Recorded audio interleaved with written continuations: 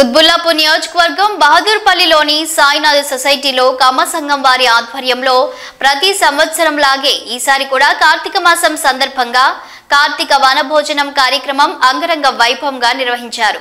ఈ కార్యక్రమంలో పాల్గొన్న అతిరథ మహారథులు మాట్లాడుతూ ఈ ప్రపంచంలో కమ్మవారి సేవల గురించి వివరించారు. కమ్మవారి ఒక ఖ్యాతిని ఇంకా ఏ విధంగా పెంచడానికి కృషి చేయాలో తెలిపారు. ఈ కార్యక్రమంలో సినీ ప్రముఖులు మదల రవి, రాజకీయ నాయకులు, Jubilee Hills MLA Maganti Gopinath, Kukatpally Congress party incharge Bandi Ramesh తో పాటు కమ్మ సంఘం ముఖ్య కార్యవర్గం మరియు కమ్మ సంఘంతో పాటు కమ్మ సోదర సోదరీమణులు పెద్ద సంఖ్యలో పాల్గొన్నారు.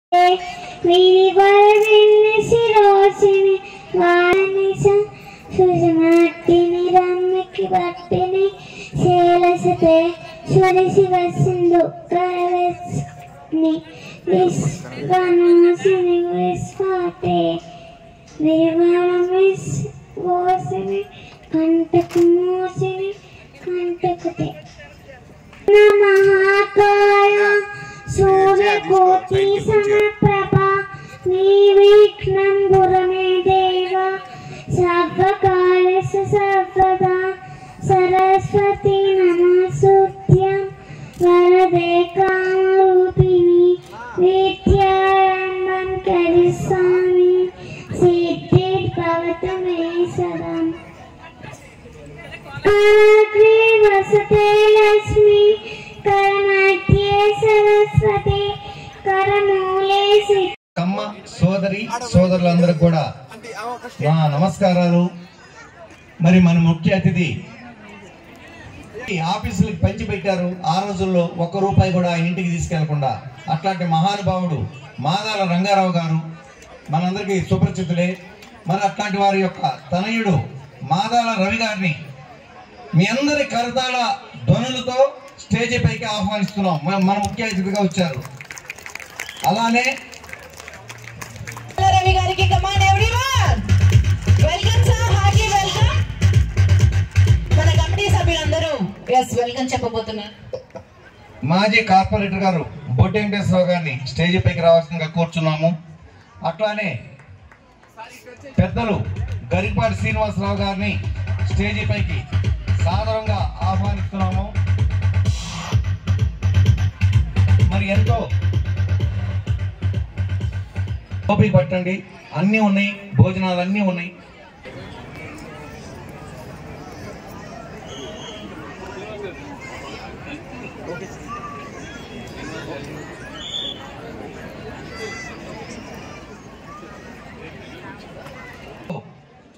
ఉన్న వారు మన సామాజిక వర్గానికి చెందిన ప్రతి వారు కూడా ఈ రోజే వనభోజనాలని పెట్టుకోవడం జరిగింది. మరి అందుకనే మనం పిలిచిన ముఖ్య అతిథులు వస్తున్నారు, కానీ అక్కడక్కడ అటెండ్ అయ్యి మనమే లేట్గా రమ్మన్నాం. మరీ ముందుగా ఉపన్యాసం 2 మాటలు చెప్తారు. అదంతా విని ఆయన్ని మనం సాదరంగా సాగనంపుదాము.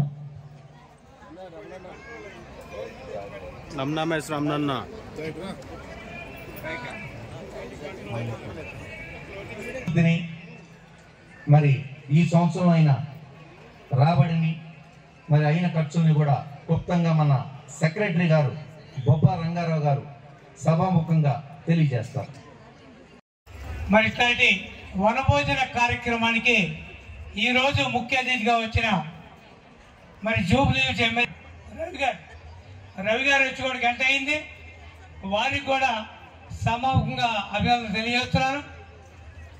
మరి మీ అందరికీ తెలుసు, ఇలారా గారు పెద్దలంతా కూడా ఇక్కడ రాధాకృష్ణ గారు అంతా మా ఇంటికి వచ్చినప్పుడు ఇక్కడ మనం కమ్మ సంఘం హాల్ నిర్మించుకుందాం అన్నప్పుడు మేము మా తల్లిదండ్రుల పేరు మీద ఈ హాలు నిర్మాణం చేయడం జరిగింది. దాని తర్వాత మా దిలీప్ గారు, మా మావయ్య గారు లక్ష్మయ్య గారు వారు ఫ్లోర్ వేయటం, అట్లానే వీరబాబు గారు ఫ్లోర్ వేయటం, ఈ బిల్డింగ్ అంతా కూడా కంప్లీట్ చేయడం జరిగింది. ఈరోజు మనం ఇక్కడ ఇంత పెద్ద సభ ఏర్పాటు చేస్తున్నామంటే చాలా సంఘాలకి సొంత బిల్డింగ్ లేవు. నుంచి ఒక బిల్డింగ్ ఏర్పాటు చేసుకొని ఇందాక రంగారావు గారు చెప్పిన పక్కనే జాగా కూడా చాలా కొనుక్కున్నాం.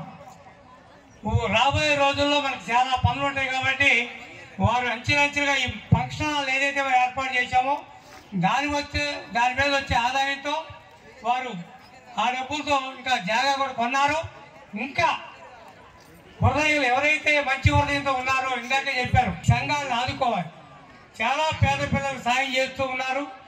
మన సంఘం కూడా చాలా మందికి పేద విద్యార్థులకు సాయం చేస్తూ ఉంది. కాబట్టి మీరందరూ కూడా ఆ కార్యక్రమంలో కూడా పాల్పంచుకోవాలి. ఆ రోజు ఎంతో పెద్ద మనసుతో బిల్డింగ్ నిర్మించాం కాబట్టి ఈరోజు మనందరం ఇక్కడ కూర్చొని వనభోజనం చేస్తున్నాం. కాబట్టి ఇట్లాంటి కార్యక్రమాలు మనం ఎన్నో కార్యక్రమాలు చేయాలా. మన డాక్టర్ గారు థామస్ గారు పైకి రావాలి.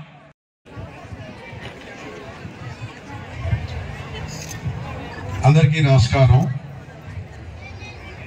ఈరోజు కార్తీక వనభోజనాలు కుత్బుల్లాపూర్ కమ్మ సంఘం ఆధ్వర్యంలో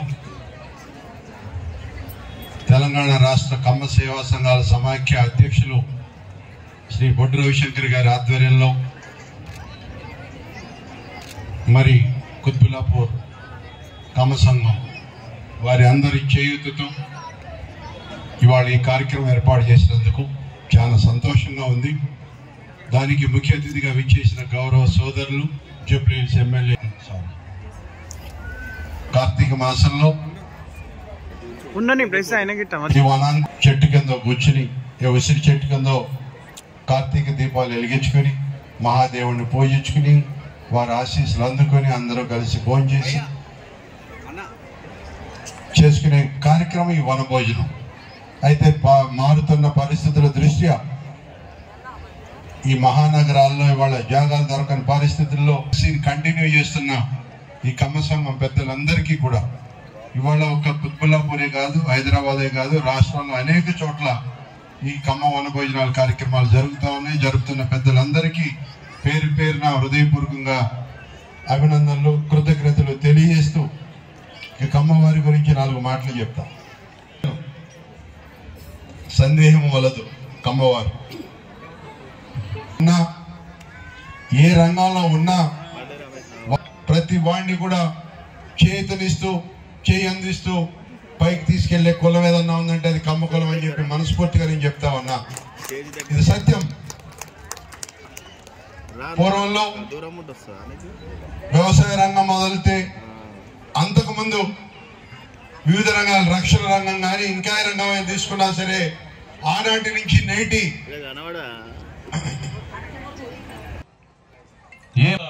వెళ్ళాలి, మనోళ్ళకి సహాయం చేయాలి. 100% మనోళ్ళకి సహాయం చేద్దాం. ఎందుకంటే నేను ఫిలిం ప్రొడ్యూసర్, ఒక 5 సినిమాలు తీసినోండి. సినిమా ఫీల్డ్ కూడా బాగా నాకు చాలా దగ్గర. రవిబాబు గారు తెలుసు, కానీ మేము ఎప్పుడు చెప్పుకోం. ఎందుకంటే రవి గారు చాలా బాగా మాట్లాడారు. రవిబాబు గారు కూడా, ఎందుకంటే మనం చేసేది ఏంటంటే వచ్చి సాయం చేసి వెళ్ళాలి, కానీ ఊరినే కౌరులు చెప్పి మీటింగ్లు చెప్పి వెళ్ళిపోవడం జరగదు. ఎప్పుడు కూడా కుత్బుల్లాపూర్ కమ్మ సంఘం ఇంత బ్రహ్మాండంగా అరేంజ్మెంట్ నేనైతే ఎక్కడ చూడలేదు ఇప్పుడు దాకా. హైదరాబాద్, సికింద్రాబాద్ మొత్తం ఎక్కడ కూడా తెలంగాణలో ఇంత పెద్ద ఏర్పాట్లు, ఇంత పెద్ద జనాలు వచ్చి ఈ టైం వరకు మీరు కూర్చున్నారంటే ఫస్ట్ మిమ్మల్ని మేము మెచ్చుకోవాలి, మిమ్మల్ని మేము అది చేయాలి. ఎందుకంటే ఇంత టైం అయినా సరే ఎవరు కదలలేదు పాపం. అది పట్టుదల అంటే అది అట్లా ఉండాలి, కమిట్మెంట్ అంటే అట్లా ఉండాలి. ఈ విధంగా మనం చేసుకుందాం. డెఫినెట్గా కుత్బుల్లాపూర్ కమ్మ సంఘానికి మళ్ళీ ప్లస్ తెలంగాణ కమ్మ సంఘంకి మీరు సారథ్యం వహించండి. మేమందరం సపోర్ట్ చేస్తాం. మీరు ఏం భయపడద్దు, మేము ఉన్నాం. మీరేం భయపడదు, మేము అసలు భయపడం. మేము హైదరాబాద్ సిటీలో మేము అట్లా పెరిగాం. మేము ఎన్టీ రామారావు గారి అట్లా పెరిగాం. ఆయన అట్లా మాకు సపోర్ట్ చేశాడు ఎన్టీ రామారావు. ఆ విధంగా చేద్దాం, 100% చేద్దాం. ఎందుకంటే రాష్ట్రం విడిపోయిన తర్వాత ఆంధ్ర కంటే తెలంగాణలోనే కమ్మాస్ ఎక్కువ ఉన్నారు. అది చాలా మంది తెలియదు. మాకు ఏంటంటే తెలిసిందంటే కేసీఆర్ గారు ఫస్ట్ టైం సీఎం అయినప్పుడు సమగ్ర సర్వే పెట్టించారు. పెట్టించిన తర్వాత సర్వే వచ్చిన తర్వాత రిపోర్ట్ వచ్చిన తర్వాత అందరిని పిలిపించి కూర్చోబెట్టి ఆయన లెక్కలు చెప్తున్నాడు. ఆయన ప్రతి కాన్స్టిట్యున్సీలో తెలంగాణలో కమ్మ వాళ్ళు ఎక్కడెక్కడ ఉన్నారు, ఎన్ని వేల మంది ఉన్నారని టక చెప్తున్నాడు ఆయన కేసీఆర్. మేము షాక్ అయ్యాం. ఏం సార్ మీకే ఈ 2 ప్లేసుల్లో లక్షల్లో ఉన్నారు, లక్షల్లో కమ్మ సంఘాలు. గ్రేటర్ హైదరాబాద్, ఖమ్మం. మళ్ళీ ఆంధ్రాలో లేరు, చాలా మంది తెలియదు, చాలా తగ్గిపోయారు ఆంధ్రాలో. అంతా ఎక్కడెక్కడికో వెళ్ళిపోయారు, మైగ్రేట్ అయిపోయి ఇక్కడ వస్తాం. ఒక దెబ్బతో 1000 మందిని నరికేవాళ్ళు లేదు, ఒక చిటికతో 1000 సూములు పైకి ఎగిరేవాళ్ళు కాదు నిజమైన హీరోలు. నిజమైన హీరోలు ఎవరయ్యా అంటే మీకోసమే జీవితం అంతా వాళ్ళు అర్పించి, వాళ్ళు తిన్నా తినకపోయినా మీ చదువుల కోసం మీకోసం బ్రతికే మీ తల్లిదండ్రులు నిజమైన హీరోలు. దేశ స్వాతంత్ర్యం కోసం ఉరికొయ్యను ముద్దాడిన భగత్ సింగ్ నిజమైన హీరో. తెలుగు ఖ్యాతి కోసం వారి నటన ద్వారానే కాదు, ఈ రాష్ట్రానికి ముఖ్యమంత్రి అయి తెలుగువాడి పాలన ఎలా ఉంటుందో చూపెట్టిన నందమూరి తారక రామారావు గారు, నారా చంద్రబాబు నాయుడు గారు నిజమైన హీరోలు. అందుకని మనం ఈ నిజమైన హీరోల్ని ఆదర్శంగా తీసుకోవాలి. 1000 మందిని నరికేవాడు నిజమైన హీరో కాదు, 1000 మంది కోసం ప్రాణం ఇచ్చేవాడు నిజమైన హీరో. అప్పుడు ఎవడో భగత్ సింగ్ వచ్చారు, అప్పుడు ఝాన్సీ లక్ష్మీబాయి వచ్చారు, అప్పుడు ఎన్టీఆర్ గారు వచ్చారు అంటూ కూర్చుంటే కుదరదు. మీలో ప్రతి ఒక్కరు ఒక భగత్ సింగ్ కావాలి. మహిళల్లో నుంచి ప్రతి ఒక్కరు ఒక ఝాన్సీ లక్ష్మీబాయి గారు రావాలి. ఆ రోజున నిజంగానే ఈ వ్యవస్థను కుళ్ళుతున్న ఈ వ్యవస్థను కూకటి వేళతో పకలిస్తారు, విప్లవ శంఖం పూరిస్తారు. ఆ రోజు కోసం మన సమితులన్నీ పనిచేయాలని చెప్తూ సెలవు తీసుకుంటున్నాను.